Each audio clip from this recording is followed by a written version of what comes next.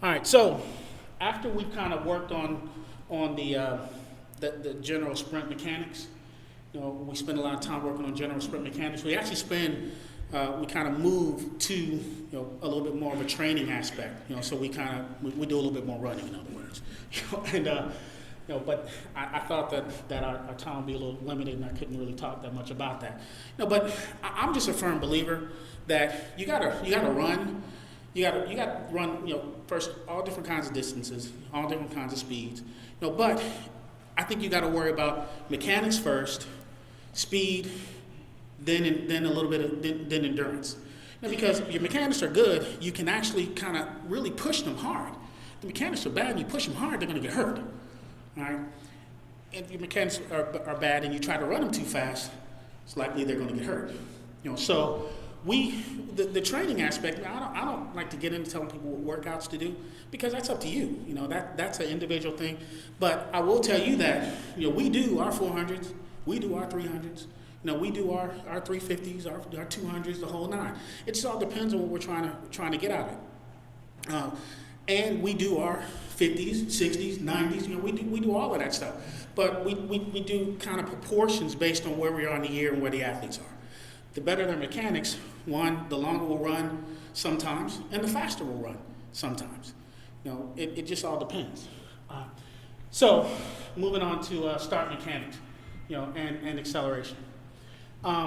Start mechanics, of course, you got to train that from day one, like I mentioned.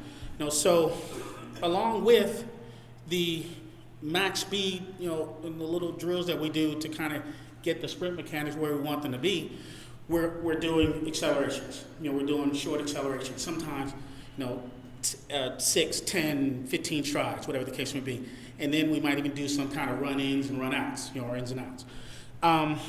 And so one thing that I find difficult, with kind of working on this is the positions that you have to hit, that we want our athletes to hit, they are strange, to most athletes. Most athletes don't push as hard as they are capable of pushing, and it's really uncomfortable.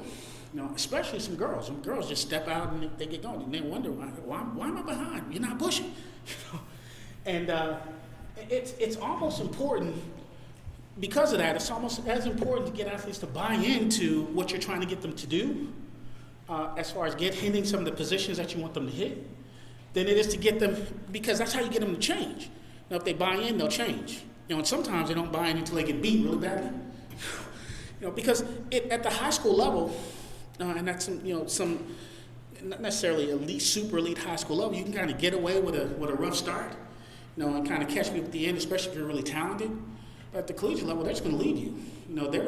They might have the top end that you have, and if they got the start, they got the push, you're not going to catch them. So in order to do that, you got to get them into the proper position. So the proper stance and alignment is key, to get them to make those changes and to improve. And you got to train that, and you got to teach that. Additionally, there's really no substitute, like I said, for repetition. You do starts. We do some starts. We don't necessarily do block starts, but we do static starts from a 3-point stance or a 2-point stance over and over and over and over again. And so you put that in the training year round. Like we might warm up, do our wickets, do our drills, and then before we even do the workout, we're going to line everybody up on the line. We're going to do some push-outs from a 3-point stance. And everybody's going to do 6 of those. That's a part of the warm-up process, and then we're going to go do the workout. Then we're going to do the breakdown. Then we're going to do the 4-3-2 or whatever it is.